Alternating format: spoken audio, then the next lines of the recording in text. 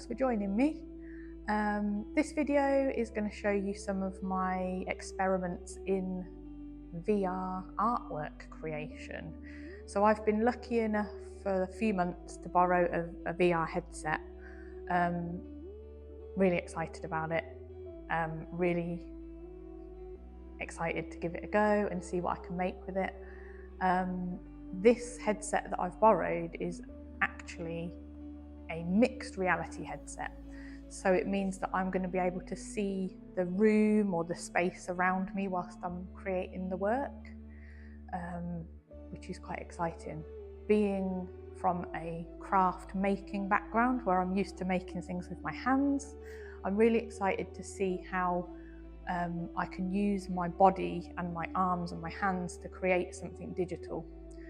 So I've worked digitally before, but this is on a screen with a mouse and a keyboard, you know, the more kind of traditional way that I suppose you would make digital art. This is going to allow me again to use my hands, do something as 3D, but also create things that are human scale and bigger, room scale, potentially, who knows, eventually building scale. But let's start off small, let's do some little experiments and we'll see where it gets us. The headset I'm using is the Quest 3. This headset means that it actually works in mixed reality, so you can see the space that you're working in whilst you're using it, which is really fantastic for me, someone that likes to create real objects in real space. It's a real interesting idea that I'd be able to mix digital and physical space whilst I'm actually working and not wait until I've made the object to do that, as I've done in previous projects. So here the headset is actually mapping the space for me, but because I'm using it in mixed reality and I can see the space around me, I actually edited the barrier a little bit, so you can see that it recognised the easel that was in the room, and I actually wanted to be able to possibly paint onto and over that later. So I filled in the barrier so that it would let me actually work on top of that if I wanted to. And because in virtual reality, where you can't see the space around you, you need that protection of being able to walk and bump into things. But because I was working in mixed reality, and I actually wanted to be able to paint on some of the surfaces that I could see. So I started off just by playing with brushes. When I do this sort of doodling kind of activity, in a sketchbook even, I still kind of gravitate towards drawing something I recognise. So for me it was starting to draw plants, and once I'd kind of done that and got comfortable with some of these brushes and found this interesting one that would make shapes that look like leaves really quickly, I then kind of got the confidence to just sort of play around and use the brushes to just make shapes. And that's okay sometimes, just to be abstract and just play. Like, you don't always have to draw and make things that become something. And I think sometimes as not only creative people but just generally, we forget that sometimes. So that's a sign there of me struggling with that idea to just make. It doesn't have to be something at the end of it. And so I kind of tried to embrace that feeling and just went with using my body, as I was saying earlier in the intro, this idea of using your body to make something. I'm not a performance artist. I studied drama when I was at school. That's as far as it went. This way of working almost kind of brought back those memories of like creating something in a kind of performative way, like with your body, and actually using like the gestures and affecting the thing that you're creating.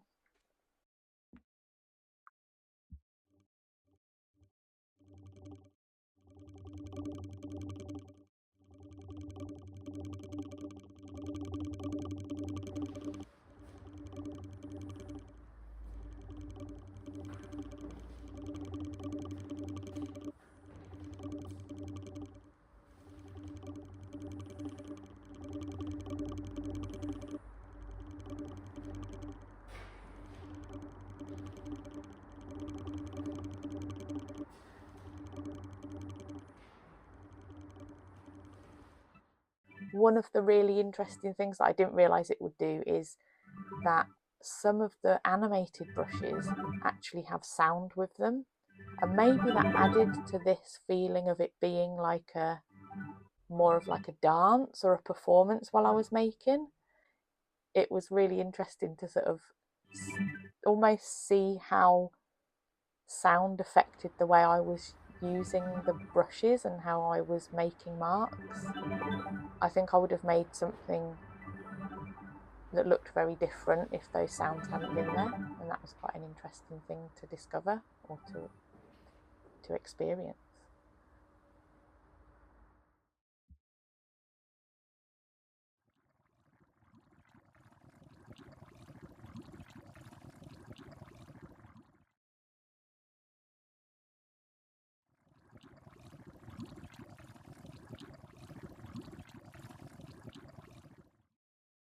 I don't know if it's my background in making and in craft where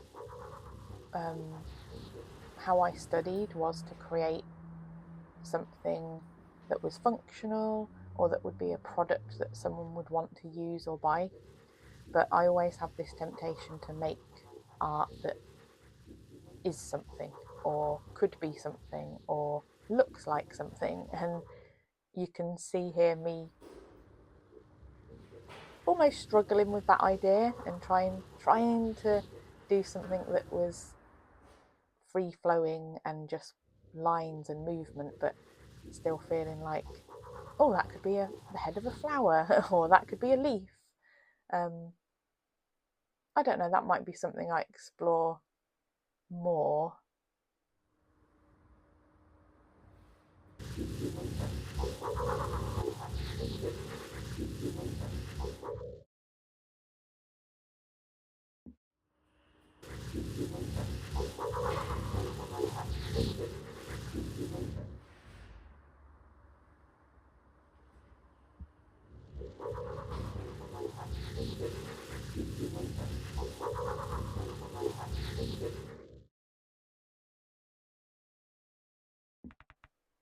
So the next brush I found was this bristly brush, and then I started to sort of play with it and then made the brush bigger and thought, oh, it almost looks like thatching on a roof, and you can almost see it happen in the way that I'm moving my arm. I just had this brainwave of like, right, I'm going to make myself a little shelter, somewhere that I could make inside of and think inside of and just have a fun, cosy time. I could have made this quite small scale. You know, I could have sat on a chair, I could have made a little dome shape with a smaller brush, clicked a button, grabbed it with the two controllers and expanded it and made it bigger and stood inside it, and it would have been as big as I wanted it to be. But there was something about the process of this, about making something big that I could stand inside, that was exciting and that was satisfying to do. And I think that's a really interesting point to make, this idea of process, and that it's not always just the finished result. You're not always just looking for the finished result. I had this quick little brainwave, I want to make something in mixed reality that I'm going to be able to stand inside. But it wouldn't have been the same if I'd have made a small object and made it bigger and stood inside it. This process of using my whole body and making it the size of the room that I was in, that process made it an experience, made it more than just the thing at the end of it. And I think that's why it was so easy to just delete it when I was finished, because it wasn't about the finished object like it used to be when I used to make things to sell. It's about this process. It's about the enjoyment you get of making something, whether that's in your hands digitally, whether that's painting, whether it's sculpting, whether it's making music, which is something I've not done. A lot can be said for enjoying the process of doing and not just being obsessed with the final result of something. And I say that fully aware that I still do that. I still look at things and say, what's it going to be at the end? And I have to tell myself this constantly. No, it's not just about the final result. It's about the process. It's about the enjoyment of doing.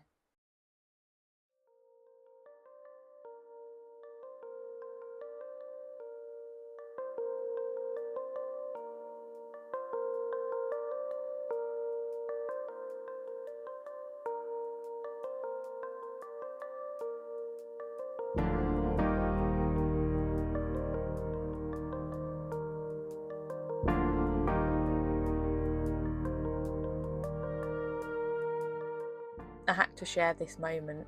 It feels so real when you have the headset on that yes, I did actually think I was going to bump my head on the thing I'd painted, and you can see there where I duck to actually go inside of this non-existent little hut that I'd built.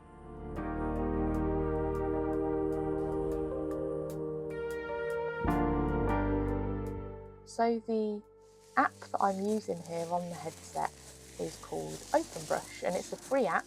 The headset obviously costs money, but it's great that there are these free apps on there that you can use that are really like quality apps. Like, this is a really good app in my opinion. I've tried a few of the painting apps, and this one seems really good to my knowledge. I mean, I'm no expert, but it felt really easy to use. It was fairly intuitive. I liked how the palette was kind of on your hand and you could flick through it really easily. That was great. So I will in future be trying out some of the 3D modelling apps that are on the headset too. So look out for another video where I'll be actually using 3D modelling tools rather than these more sort of painterly apps.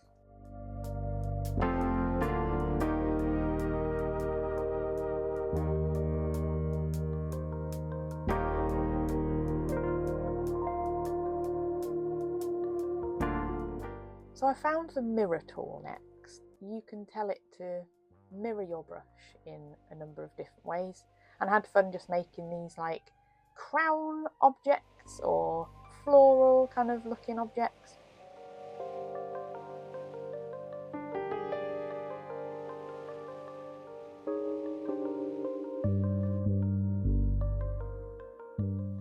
And again, I could have used this brush to make that little hut or shelter or whatever it was a lot quicker. I could have told it to mirror my brushes, mirror my movements, and make a very symmetrical, very quick object and thing that I could have stood inside a lot quicker than it had done. But again, it wouldn't have been the same. It wouldn't have had the same feel to it. I wouldn't have got the same satisfaction from doing it. Yeah, and I just think that's a really interesting lesson, you know, that's worth thinking about. There are real benefits to this. To be able to really quickly, almost at the click of a button or a flick of your thumb, be able to create something out of your brain, straight through, out of your hands, into almost a physical space. And, you know, at the click of a button, be able to change what material it might be. You know, whether it looks metallic, whether it looks soft, squidgy, whether it looks like it's clear, whether it looks like it's made of air or light. To be able to do that really quickly and test an idea that's in your head when you might have lots of ideas going on, that is almost priceless. To being able to speed things up, or to being able to make things that you couldn't make in reality because the physics of them wouldn't hold up to real physics. Digital tools are fantastic and amazing and really useful, but you don't want them to take away the process of making something, because that's where new ideas are formed, and that's where the enjoyment of bringing something into creation is. It's not about how quickly you can do it. It's about that process giving you the space to, one, enjoy it, but two, to make mistakes and maybe see things that you wouldn't see if you'd made something quickly or perfectly the first time round.